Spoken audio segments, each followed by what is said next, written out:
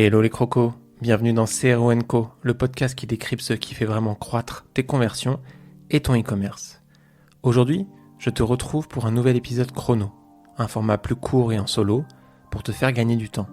Et justement, c'est le thème du jour, le temps de chargement, alias la web performance ou web perf pour les intimes. Google place même la web perf tout en haut de la pyramide UX. Un site lent, instable ou frustrant, c'est un risque immédiat de perte de trafic, de conversion ratée et d'invisibilité SEO. D'ailleurs, une amélioration de seulement 0,1 seconde du temps de chargement peut générer jusqu'à plus 8% de conversion sur un site e-commerce, data partagée par Google. Selon Google également, 53% des utilisateurs quittent une page mobile si elle met plus de 3 secondes à se charger. Alors pour répondre à cet enjeu, Google a défini un trio de métriques clés, les Core Web Vitals. Et dans cet épisode, tu vas comprendre ce que sont vraiment les Core Web Vitals, pourquoi ça compte autant en UX, en SEO, en CRO, comment les mesurer efficacement et surtout, comment les optimiser. À la fin de cet épisode, tu vas repartir avec une compréhension claire. Si t'es perdu aujourd'hui entre les sigles et acronymes FCP, INP, CLS, TTFB, CRUX, pas de panique, c'est normal. Et justement, on va vulgariser tout ça. Également une feuille de route concrète et actionnable pour améliorer ces métriques et comme toujours, un impact direct sur tes conversions. Tous les liens utiles sont dans la description et je te partage aussi un récap complet et des ressources et des bonus exclusifs dans la newsletter CRO & Co. Abonne-toi pour ne rien rater. Si l'épisode te plaît, pense à le partager, à t'abonner, à laisser 5 étoiles ou un like sur YouTube, un commentaire. Ça aide le podcast à grandir. Merci d'avance. Allez, c'est parti, on attaque. Comme d'habitude, on commence par la base. C'est quoi les Core Web Vitals ? En mai 2021, Google a mis à jour son algorithme pour favoriser les sites offrant la meilleure expérience utilisateur grâce aux Core Web Vitals, les signaux web essentiels. Ces 3 métriques clés, créées par Google, mesurent la qualité réelle de l'expérience sur une page web en se concentrant sur la rapidité et vitesse de chargement, deuxièmement, la réactivité aux interactions et troisièmement, la stabilité visuelle pendant le chargement. En résumé, ta page est-elle rapide ? Est-ce qu'elle réagit instantanément au clic ? Et est-ce qu'elle bouge pendant ton chargement ? Parce qu'un site rapide, fluide et stable, c'est un site qui convertit mieux. Alors maintenant, rentrons dans le concret. Voici les 3 métriques principales que Google mesure pour évaluer la performance d'un site et qui forment les fameux Core Web Vitals. Premièrement, il va y avoir le LCP, Largest Contentful Paint, qui est vraiment focus sur la vitesse d'affichage. Il mesure le temps que met le plus grand élément visible sur la page, une image, un bloc de texte par exemple, à s'afficher à l'écran, au-dessus de la ligne de flottaison, dans l'écran de ton utilisateur. L'objectif, moins de 2,5 secondes. C'est important puisque c'est ce que voit ton utilisateur en premier. Et s'il attend trop longtemps sans rien voir, eh bien il part. Exemple, tu ouvres un article de blog, si le titre ou l'image principale s'affiche rapidement, tu restes, en tout cas ça augmente ta probabilité de rester, sinon, eh bien tu pars. Le deuxième Core Web Vitals, c'est l'INP, Interaction to Next Paint. Ça mesure l'interactivité, la réactivité de ta page. Donc globalement, ça mesure le temps de réaction d'une page suite à un clic, suite à un tap. L'objectif là, c'est moins de 200 millisecondes. Depuis 2024, l'INP a remplacé le FID, First Input Delay, en offrant une mesure plus fiable, car il analyse toutes les interactions sur la page, et pas juste la première. Et donc, il donne une idée sur la fluidité globale de la page. Pourquoi c'est important ? Parce que même si la page a l'air chargée, si elle ne répond pas tout de suite à un clic, c'est frustrant. Et une expérience frustrante, c'est potentiellement une conversion en moins. Le troisième Core Web Vitals, le CLS, Cumulative Layout Shift, c'est la stabilité visuelle. Tu sais, ces moments où tu veux cliquer sur un bouton, mais tout se décale parce qu'un élément, comme une pub ou une image, vient de charger. Eh bien ça, c'est un mauvais CLS. Résultat, tu cliques à côté, tu perds du temps, tu râles et tu quittes le site. Ici, il s'agit d'un score compris entre 0 et 1. Plus le score est bas, mieux c'est. L'objectif, c'est moins de 0,1. Il va y avoir également des métriques bonus, le TTFB et le FCP. Même si elles ne font pas officiellement partie des Core Web Vitals, elles restent très utiles pour comprendre la web perf. Le premier, c'est le TTFB, le Time to First Byte. Globalement, pour faire simple, c'est le temps de réponse du serveur. quand un utilisateur cherche à ouvrir du contenu par l'intermédiaire de son navigateur, celui-ci va envoyer une demande au serveur. Et le TTFB, Time to First Byte, correspond au temps nécessaire pour recevoir le premier octet du contenu demandé. Donc plus il est bas, plus le LCP est optimal. Et le deuxième indicateur bonus, c'est donc le FCP, le First Contentful Paint. C'est le temps nécessaire pour afficher le premier élément sur la page. Pas forcément le plus grand, comme le LCP, mais le premier élément. C'est la première impression visuelle, et elle compte beaucoup. Maintenant que tu sais ce que mesurent les Core Web Vitals, posons la vraie question, pourquoi tu devrais t'y intéresser? La réponse tient en 3 mots-clés, UX, SEO, conversion. Premièrement donc, ça améliore l'expérience utilisateur. Les Core Web Vitals, c'est le ressenti de ton visiteur. C'est là que le CRO entre en jeu. On le sait, chaque seconde de chargement en trop peut faire baisser ton taux de conversion de façon significative. Si ton site met trop de temps à afficher les éléments clés, LCP, met trop de temps à réagir aux clics ou aux tapes, INP, si ton site fait bouger le contenu de ta page, CLS, eh bien, c'est une expérience utilisateur dégradée. C'est une friction supplémentaire. Et donc, potentiellement un client en moins. Tu perds sa confiance, tu perds son panier, son temps et potentiellement la vente et donc une baisse de ton chiffre d'affaires.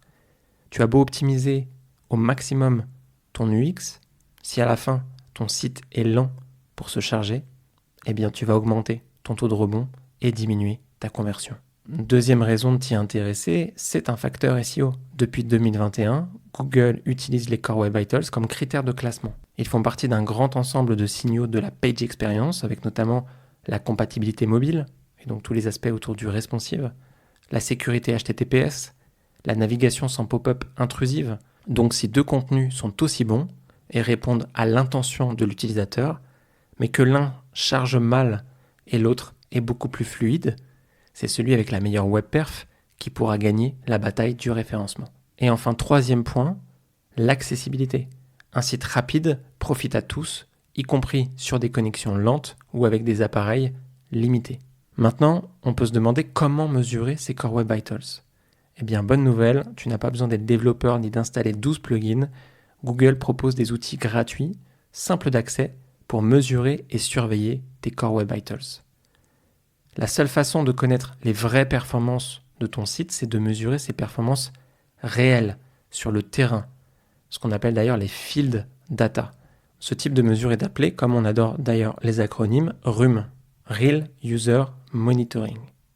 On va retrouver ici le Chrome User Experience Report, donc le CRUX, encore un acronyme qu'on adore, qui va recueillir des données de navigation réelles, anonymisées dans le monde entier, et elles vont permettre d'évaluer rapidement la vitesse d'un site sans avoir besoin d'implémenter toutes les mesures en JavaScript. Et elles vont venir alimenter des outils comme PageSpeed Insight ou le rapport de vitesse Speed Report de la Search Console. Je ne vais pas détailler tous les outils dans cet épisode, mais je prévois des sessions de démo des outils clés dans des prochains épisodes. Inscris-toi à la newsletter pour ne rien rater.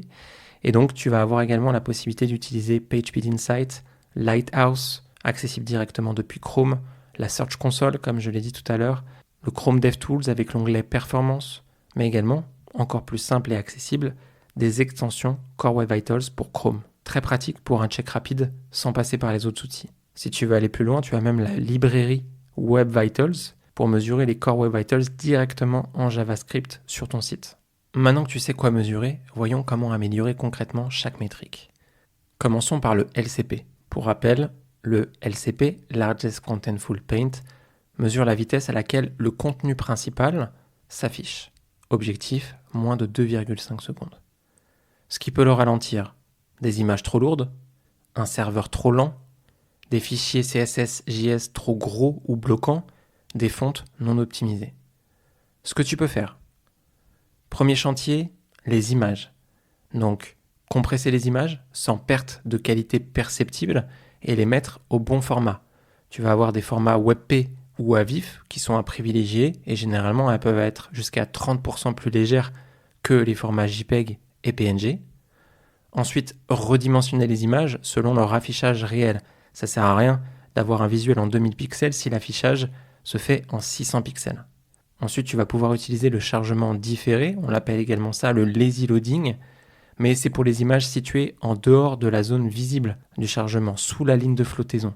Comme ça, le contenu va pouvoir se charger au fur et à mesure du scroll. Évite évidemment le lazy loading pour les images au-dessus de la ligne de flottaison, c'est ce qui nous intéresse ici, sinon ça risquerait justement d'augmenter ton LCP. Et enfin, précharge des ressources clés, comme l'image principale ou la police, la fonte, notamment celles qui sont au-dessus à nouveau de ta ligne de flottaison. Autre optimisation possible, qui est un peu plus back, qui est un peu plus tech, ça va être d'utiliser un hébergement rapide.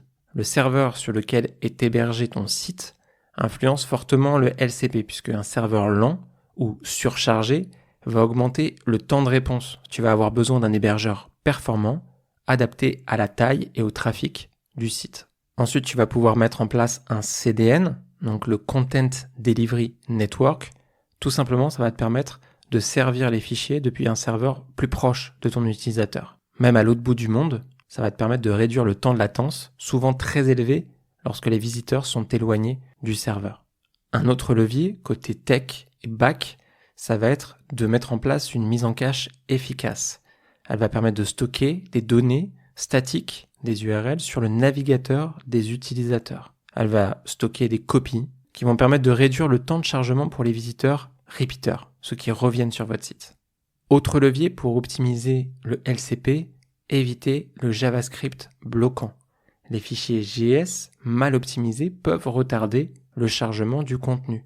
Il va falloir donc vous assurer d'éviter d'appeler trop de fichiers JS dès le chargement initial, de supprimer les scripts qui sont inutiles ou non utilisés, de cleaner également les fichiers CSS JS, de les minifier, supprimer par exemple les commentaires dans le code source, et enfin, de voir ceux que vous pouvez différer puisqu'ils sont non critiques pour le premier chargement. L'objectif est vraiment de prioriser tout ce qui est au-dessus de la ligne de flottaison. Tout le reste, qui est moins critique, peut arriver en temps 2. Donc là, on vient de voir les différents exemples d'optimisation du LCP. Dans les faits, il y en a plus. Je les partage d'ailleurs dans un fichier accessible depuis ma newsletter CRO&Co, mais ça te donne déjà une première idée. Maintenant, on va attaquer avec l'optimisation du deuxième Core Web Vitals, l'INP. Pour rappel, INP, Interaction to Next Paint, il mesure la rapidité de réaction après un clic ou une action.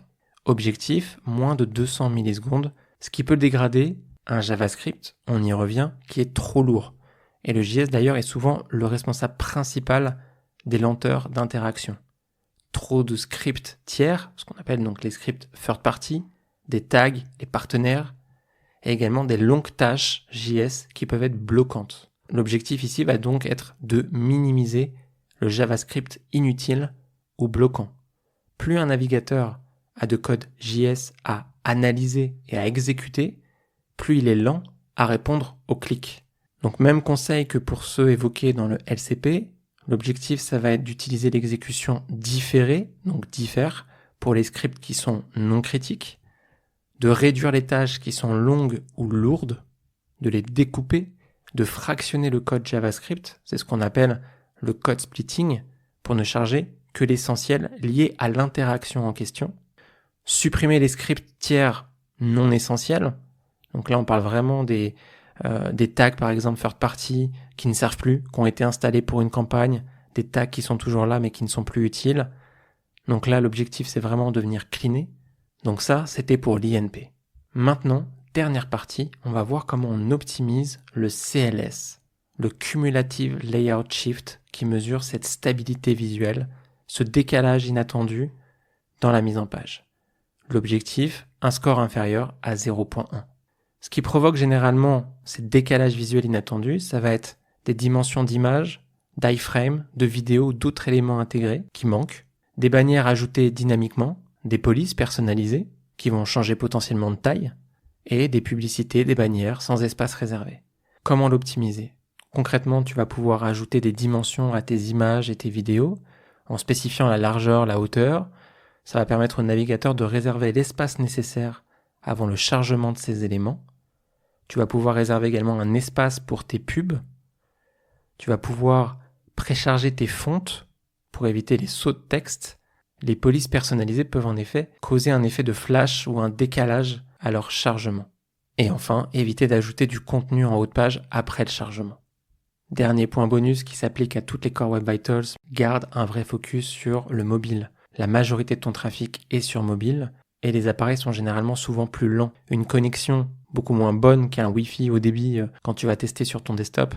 Donc, teste toujours tes pages en mobile. En plus, Google indexe les sites en mobile first, c'est-à-dire qu'il va vraiment analyser en priorité la version mobile pour évaluer la qualité globale.